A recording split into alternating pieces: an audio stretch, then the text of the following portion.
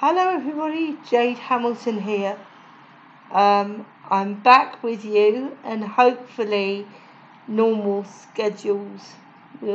service will resume after today. I've got Beatrice Grace with me and we're doing Tamara's tag, So Blue Dolly Sunday. Beatrice is in a beautiful dress from Next that I got in a bundle on eBay. It's dark blue and pale blue and white gingham checks with pink edging around the sleeves, and I think there's a little bit of pink edging along some of the checks as well. It's a musliny type material and it buttons up the back. It's a 0 to 3 month size, which is the size most of my cubs typically wear, and she looks absolutely gorgeous in it. It matches your eyes, doesn't it, Pickle? Right. As per tradition on this channel, I'm going to read you a story. It's because this week is my birthday week. It's my birthday on Wednesday.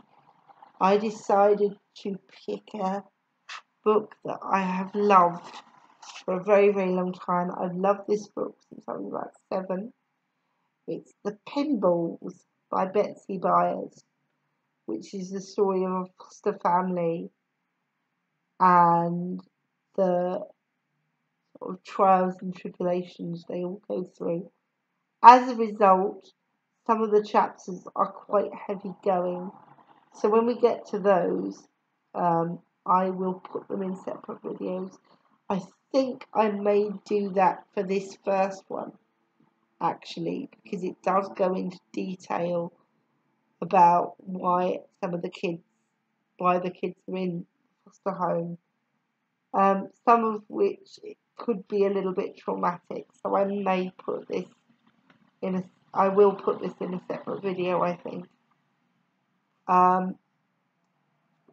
Also, a quick disclaimer, I cannot do American accents. I can do British accents, but I am rubbish at American ones. So all the characters in this book are going to have British accents, I'm afraid, even though it's set in 1970s America. I'm sorry about that, and I will try and make it as entertaining as I can for you. As per all the videos where I read, all copyright goes to Betsy Byers and to her publisher, which in this case is HarperCollins. Grab a hot drink if you've got one, make yourself comfortable, and we'll begin. One summer, 2 boys and a girl went to a foster home to live together. One of the boys was Harvey. He had 2 broken legs. He got them when he was run over by his father's new Grand Dam. The day of his accident was supposed to be one of the happiest days of Harvey's life. He'd written an essay on why I am proud to be an American, and he'd won 3rd prize, $2. His father had promised to drive him to the meeting and watch him get the award. The winners and their parents were going to have their pictures taken for the newspaper. When the time came to go, Harvey's father said, "What are you doing in the car?" Harvey had been sitting there waiting for 15 minutes. He was wearing a tie for the first time in his life. "Get out, Harvey. I'm late as it is." "Get out?" "Yes, get out." Harvey did not move. He sat staring straight ahead. He said, "But this is the night I get my award." You promised you'd take me." "I didn't promise. I said I would if I could." "No, you promised. You said if I quit bugging you about it, you'd take me. You promised." He still did not look at his father. "Get out, Harvey." "No." "I'm telling you for the last time, Harvey, get out." "Drive me to the meeting and I'll get out." "You'll get out when I say." Harvey's father wanted to get to a poker game at the Elks Club, and he was already late.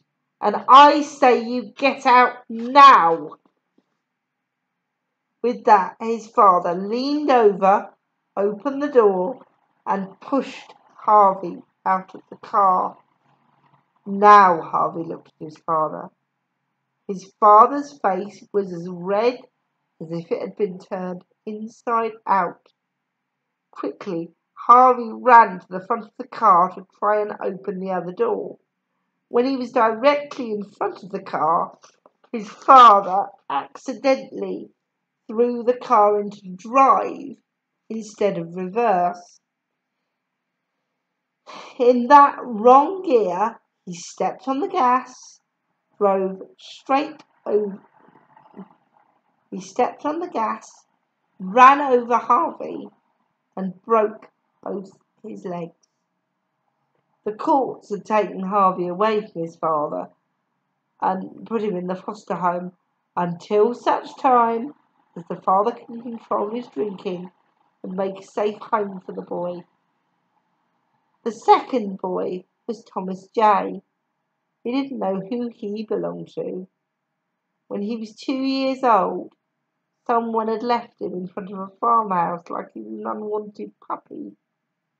The farmhouse belonged to two old ladies, the Benson twins, who were then 82 years old. They were the oldest living twins in the state.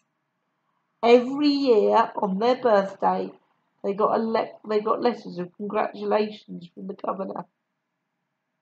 They were exactly alike, except that one's eyes, nose, and mouth were a little bigger than the others. They looked like matching salt and pepper shakers. Thomas J. had stayed with the twins for 6 years.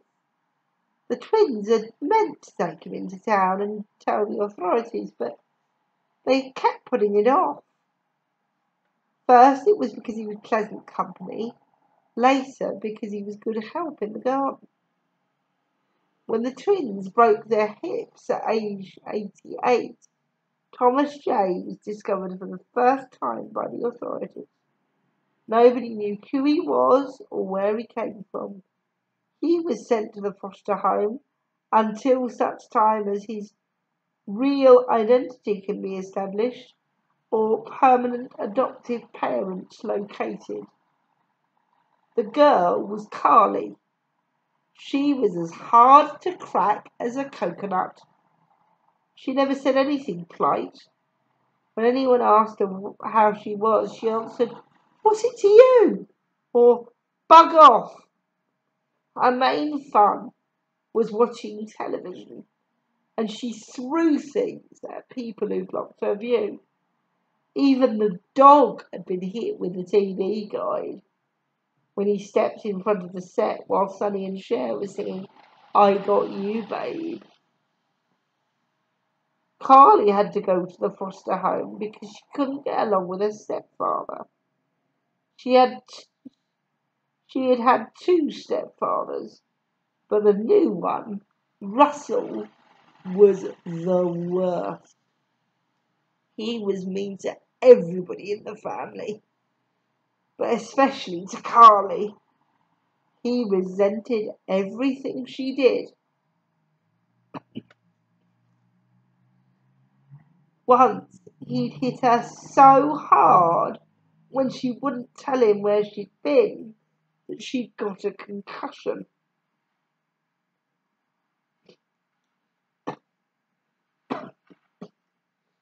Even with a concussion, She'd struggled up and hit him with a double boiler. Nobody hits me without getting hit back, she'd said before she collapsed.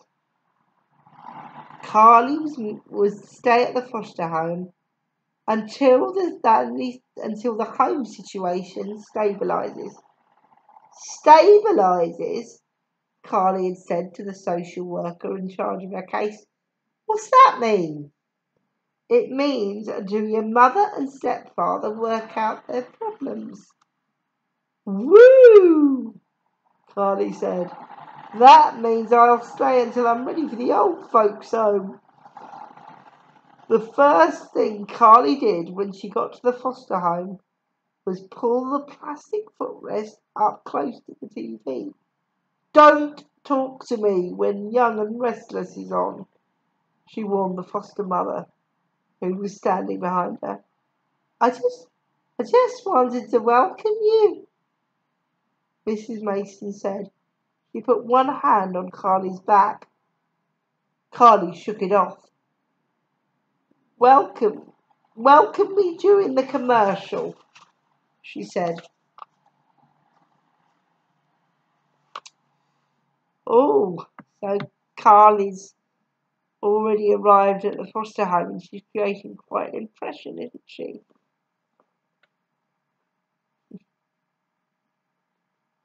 Do you think she's a bit of a monkey, Beatrice? Yeah? I do too, but I think she's a bit anxious and worried maybe as well. This is why she's being a bit cross. We'll see how things go in the next chapter. Thank you so much, everybody, for watching, subscribing, commenting. I really appreciate it when you do. It really makes my day. And Beatrice and I will see you soon for another video. Can you wave, Beatrice? Bye-bye, everybody. Good girl.